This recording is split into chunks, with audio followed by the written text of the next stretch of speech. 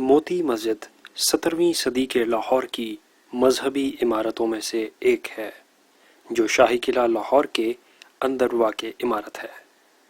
شاہی قلعہ میں موجود کینٹین کے بالکل سامنے اس مسجد کا داخلی دروازہ ہے۔ موتی مسجد کے ظاہری تاریخی پس منظر کو دیکھیں تو اسے شہنشاہ شاہجہان نے 1645 عیسوی میں تعمیر کروایا۔ مغلیہ دور کے زوال کے دوران لاہور پر سکھوں کا قبضہ ہوا تو انہوں نے اس مسجد کو مندر میں تبدیل کر کے اس کا نام موتی مندر رکھ دیا۔ مہاراجہ رنجیت سنگھ نے یہاں خزانہ رکھنے کا حکم دیا۔ لوٹ مار اور سالانہ واجبات کی وصولی کی حاصل شدہ رقوم یہاں رکھی جاتی تھیں۔ انگریز دور میں یہ مسجد مسلمانوں کے حوالے کر دی گئی۔ مئی 2012 میں رسالہ عبقری میں چھپنے والے حضرت علامہ لاہوتی پر اسراری دامت برکاتہم کے کالم میں اس مسجد کا لاہوتی پس منظر اور ہزاروں لاکھوں اولیاء کرام و صالحین کا یہاں محو عبادت رہنا اور صاحب کشف بزرگوں کا یہاں نیک جنات کو محو عبادت دیکھنا اور صالحین سے منقول ایک مجرب عمل کے کمالات بیان کیے گئے تو پوری دنیا سے لاکھوں لوگوں نے اس مسجد کا رخ کیا اور اب بھی کر رہے ہیں۔ یوں اس غیر آباد مسجد میں پھر سے وہ اللہ اکبر کی صدائیں اور رونقیں لوٹ آئیں۔ اللہ اکبر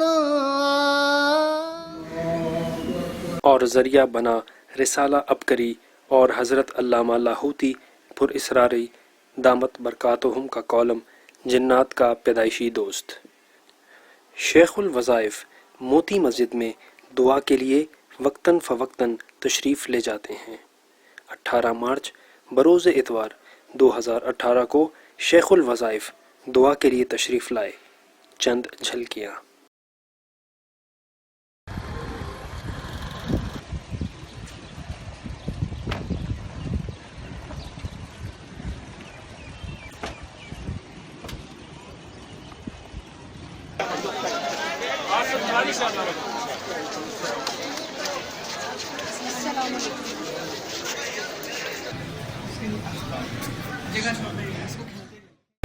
السلام علیکم ورحمۃ اللہ وبرکاتہ۔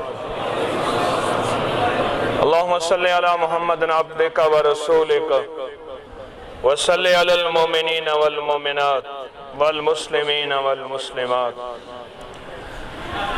اللہ کے گھر کو آباد کرنے والے کو رب آباد و شاد رکھتا ہے، حتیٰ کہ اس کی نسلوں کو اللہ آباد کرتا ہے، اور اس کی نسلوں کو اللہ آباد و شاد کرتا ہے جو رب کے گھر کو آباد کرتا ہے۔ آپ ایک فیصلہ کریں، آج جتنی بہنیں بیٹھی ہیں، جتنے بھائی بیٹھے ہیں، ایک فیصلہ کریں کہ اپنے علاقے کی مساجد کو آباد کرنا ہے، اور بہنیں گھروں میں بیٹھ کے نماز پڑھیں گے اور اپنے مردوں کو بھیج کے علاقے کی مساجد کو آباد کریں گے۔ اور اگر کوئی مسئلہ آپ کا اٹکا ہوا ہے اور آپ مسائل میں الجھے ہوئے ہیں اور ناکامیاں ہیں، پریشانیاں ہیں، زندگی کا کوئی مسئلہ ہے ایسا جو حل نہیں ہو پا رہا، پھر ایک فیصلہ کریں کہ مسجد کو صاف کریں، مسجد کی صفائی کریں، مسجد کے وضو خانے، مسجد کے لیٹرین، بیت الخلاء اور مسجد کی جگہ صاف کریں۔ جتنا صاف کریں گے اللہ پاک آپ کے مسائل حل کرے گا۔ یہ میں نے بے شمار دفعہ آپ کو بتایا۔ آج بہت دل ٹھنڈا ہو رہا ہے۔ ایک وقت وہ بھی تھا جب یہ مسجد صدیوں سے بے آباد تھی اور سجدوں کو ترس رہی تھی، یقین جانیں۔ عبقری نے اللہ نے ذریعہ بنایا، عبقری کے ذریعے اللہ نے ذریعہ بنایا، اور مسجد کا علم تو سب کو تھا لیکن مسجد والے اعمال کا علم نہیں تھا۔ مسجد کا علم تھا، مسجد کی خبر تھی، پر مسجد والے اعمال کی خبر نہیں تھی کہ مسجد والے اعمال کے اندر کیا طاقت ہے، کیا تاثیر ہے اور کیا خیریں اور برکتیں ہیں۔ جب عبقری کے ذریعے مسجد والے اعمال کا پتہ چلا تو لوگوں کا رجوع ہوا، اور لوگ آج کوئی دن ایسا نہیں کہ مسجد آباد نہ ہو، مسجد میں برکت نہ ہو، مسجد میں اللہ کے بندے اور بندیاں، یہاں ایسا نہ ہو کہ کوئی دن سجدوں سے خالی نہ ہو، مناجات سے خالی۔ یہ وہ مسجد ہے جہاں بادشاہوں کے قدم آئے، یہ وہ مسجد ہے جہاں وزیروں کے، شہنشاہوں کے، اور بادشاہ بھی وہ، یاد رکھو، بادشاہ بھی وہ جو صرف پاکستان کا بادشاہ نہیں، افغانستان تک حکومت، ایران تک حکومت، بھوٹان، نیپال، بنگلہ دیش، اور یہ سارا خطہ بر صغیر ایک بہت بڑا ملک تھا، ملکوں کے ملک اس میں آ جائیں، اس کا بادشاہ جہاں آ کے مسجد میں نمازیں، سجدے، اور پھر بادشاہ کے ساتھ فقراء بہت بڑے، یہ وہ مسجد ہے جس کے اندر ملا جیون جیسی ہستیاں آئیں، ملا جیون جیسی ہستیاں آئیں۔ سنو، ملا جیون کون تھا کہ مسجد میں جب آئے بادشاہ نے ریشم کا لباس پہنا ہوا تھا، ریشم مرد کے لیے حرام ہے، میرے آقا مدینے والے نے فرمایا۔ تو ملا جیون نے خطبے میں کھڑے ہو کے ایک بات فرمائی اور یہ کہی کہ مرد کے لیے ریشم کا لباس، مرد کے لیے ریشم کا لباس، مرد کے لیے ریشم کا لباس حرام ہے، اور یہ بات کہی اور کہہ کے خطبہ دے کے جمعہ ہو گیا، چلے گئے۔ بادشاہ کو، شہنشاہ کو اپنی توہین محسوس ہوئی، اور شہنشاہ نے گھر جاتے ہی ان کی گرفتاری کا حکم دیا، اور گرفتاری سے مراد دو چیزیں ہیں، یا سر قلم کر دو یا ہمیشہ کے لیے قید میں ڈال دو، بس دو چیزیں ہیں۔ اور بچے بادشاہ کے جو بیٹے تھے وہ شاگرد تھے ملا جیون رحمت اللہ علیہ، اور پہلے دور میں جو جتنا بڑا باوقار، قابل احترام اور بہت عظیم ہوتا تھا اس کے نام کے ساتھ ملا ہوتا تھا۔ آج بھی افغانستان میں جو جتنا بڑا ہے اس کے نام کے ساتھ ملا ہے، یہی بر صغیر میں تھا۔ تو ملا جیون رحمت اللہ علیہ کے جو بادشاہ کے بیٹے تھے وہ شاگرد تھے۔ جب وہ شاگرد بنے تو انہوں نے بھاگم بھاگ جا کے اپنے استاد کو کہا، عرض کیا کہ ابا جی نے آپ کی گرفتاری کا حکم دے دیا ہے کہ آپ نے ریشم کے بارے میں منبر پہ کھڑے ہو کے فرما دیا کہ وہ تو مرد کے لیے حرام ہے، عورت پہن سکتی ہے۔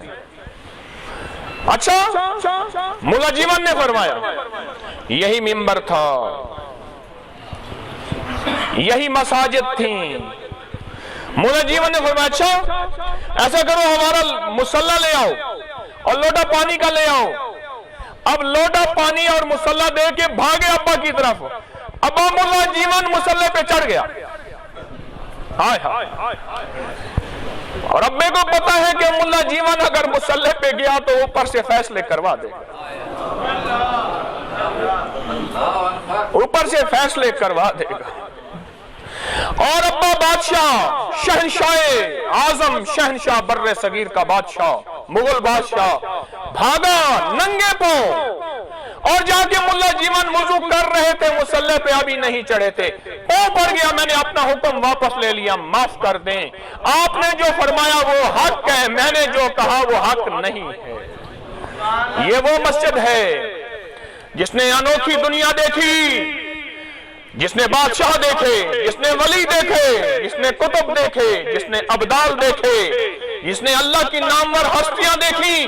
یہ وہ جگہ ہے جہاں سجدے ہوئے، فیصلے ہوئے، تقدیروں کے، اقتدار کے، بادشاہوں کے، تاج کے، تخت کے، یہ وہ جگہ ہے جہاں فیصلے ہوئے تھے۔ خوش قسمت ہو ان جگہوں پہ آ کے سجدے دیتے ہو، خوش قسمت ہو ان جگہوں پہ آ کے اللہ سے اپنے لیے برکتوں کے فیصلے کرواتے ہو۔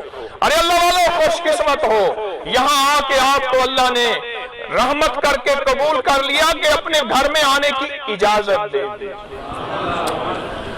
فیصلہ کریں کہ اپنے علاقے کی مسجدوں کو ہم نے صاف کرنا ہے، خدمت کرنی ہے، اور وہاں کی خدمت کر کے کسی کو بتانا نہیں، جتانا نہیں، اور خدمت کے نام پہ مسجد کے امام اور خادم کو ستانا نہیں، اس کی توہین نہیں کرنی۔ ہاں وہ اس کی رسپیکٹ اور عزت کرنی ہے. کیوں؟ وہ مدینے والے کے مصلی اور منبر کا مالک ہے. ہمارے اندر ہزاروں غلطیاں ہیں، درگزر کرتے ہیں، اس کے اندر ایک غلطی ہو پکڑ لیتے ہیں. خیال کرنا سوائے جبریل کے اور کائنات میں کسی کو جبریل نہ سمجھنا کہ وہ جبریل ہے. غلطیاں کوتاہیاں انسانوں میں ہوتی ہیں، پر منبر اور مصلی اور مسند کی نسبت سے درگزر کرتے ہوئے مسجد کے امام اور خادم کی خدمت کرتے رہنا. ٹھیک ہے؟ اور مسجد کو، اپنے علاقے کی مسجدوں کو آباد کریں گے، آباد کریں گے. اور ایک چھوٹا سا وظیفہ دیتا ہوں، یا بات سے تو، سارے پڑھو، یا بات سے تو. ہاں یہ اللہ کا نام ہے. کوئی مشکل ہے شادی کی، رزق کی، صحت کی، کوئی بندش ہے، ناممکن مسائل، مشکلات، پریشانیاں اور زندگی کے حالات، الجھی ہوئی زندگی اور ناکامیاں، کوئی پریشانی ہے تو پڑھا کرو یا باسطو، یا باسطو، یا باسطو.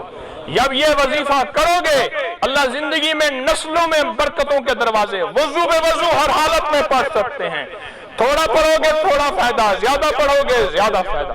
اس کی آپ سب کو اجازت ہے.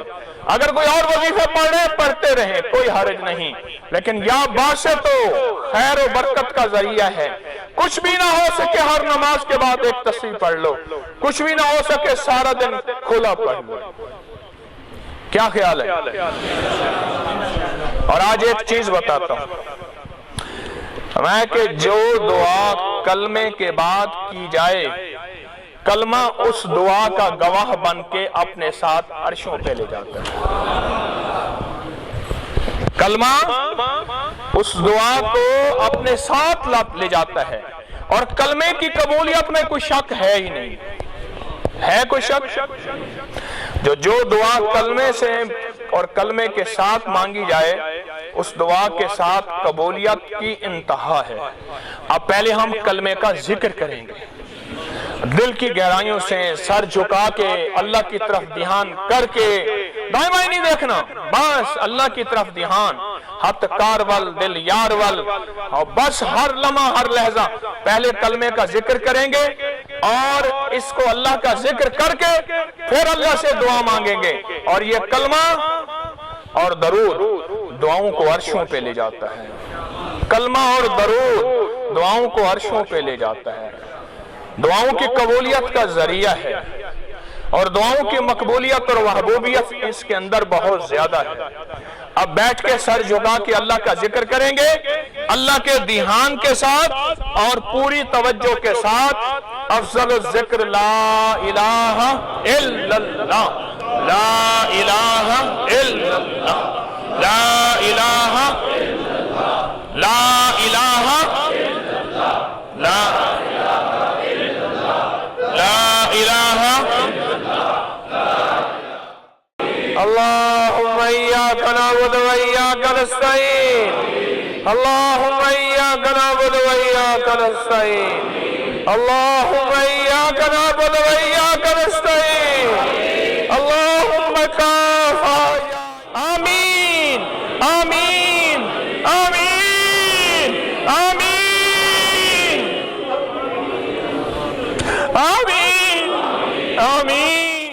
آج آپ خوش قسمت ہیں کہ بابرکت دعاؤں میں شامل ہوئے ہیں، اور انشاءاللہ اللہ کے نام کی برکت کے بھروسے پہ اور مان پہ کہہ رہا ہوں، میرا کوئی کمال نہیں، اس کی رحمت کا کمال ہے کہ آج کی دعائیں انشاءاللہ قبول ہیں. سارے انشاءاللہ کہیں، پھر انشاءاللہ. لوگوں نے اس مسجد سے کیا فیض پایا، آئیے سنتے ہیں.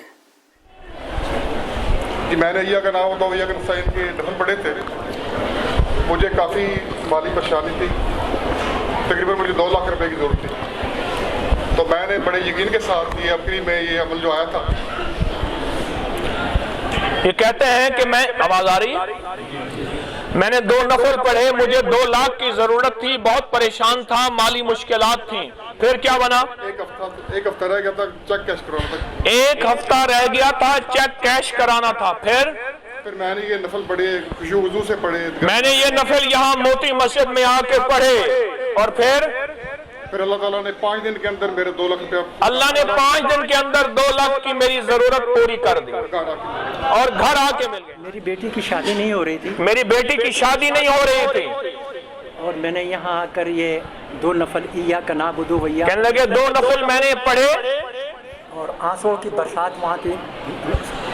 کہنے لگے آنسوں کی برسات کے ساتھ اللہ سے مانگ کے ندامت کے ساتھ 2 نفل پڑھے ایاک نعبد و ایاک نستعین. پھر یہ ہوا کہ میری بیٹی کا رشتہ غیب سے کچھ ایسا پیدا ہوا کہ مجھے پتہ ہی نہیں لگا. جی روزگار کا مسئلہ تھا. اللہ تعالیٰ نے یہاں آ کر 2 نفل پڑھنے سے اللہ تعالیٰ نے اپنا روزگار دے دیا, اپنا رکشہ دے دیا. کہتے ہیں اپنا رکشہ مل گیا, روزگار مل گیا. اس سے پہلے روزگار کا مسئلہ تھا, اللہ نے میرا مسئلہ حل کر دیا یہاں نفل پڑھنے سے. میرے دوست تھے وہ چاچا دری صاحب, انہوں نے مجھے بتایا تھا آپ کے بارے میں, یا کہارو پڑھنا, اور ادھر میں نے 2 نفل پڑھے اور میرے کو جادو تھا یا کہارو. کہنے لگا میرے اوپر جادو تھا, میں نے ادھر نفل پڑھے, اللہ نے جادو ختم کر دیا. میں نے نفل پڑھے ہیں بزرگوں کی زیارت کے لیے, اللہ کے ولیوں کی اللہ جو دنیا میں پردہ کر گئے ہیں ان کی زیارت کے لیے, تو مجھے خواب میں آ کے وہ اپنا کہنے لگے میں نے نفل پڑھے بزرگوں کی زیارت کے لیے, اللہ کے ولیوں کی زیارت کے لیے, تو خواب میں آ کے ان بزرگوں کی مجھے زیارت ہوئی, اللہ کے ولیوں کی زیارت ہوئی یہاں کے نفل کی برکت سے.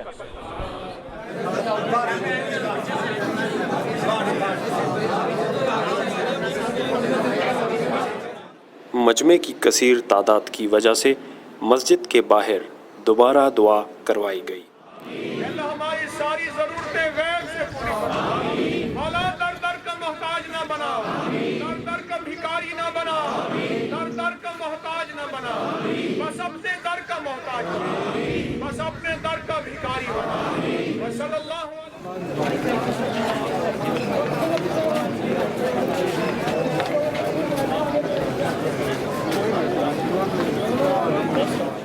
بھری انجمن میں رہ کر نہ ہوں آشنا کسی سے, مجھے دوستوں کے جھرمٹ میں وہ بے کسی عطا کر, مجھے تیری جستجو ہو میرے دل میں تو. وعبقری حسان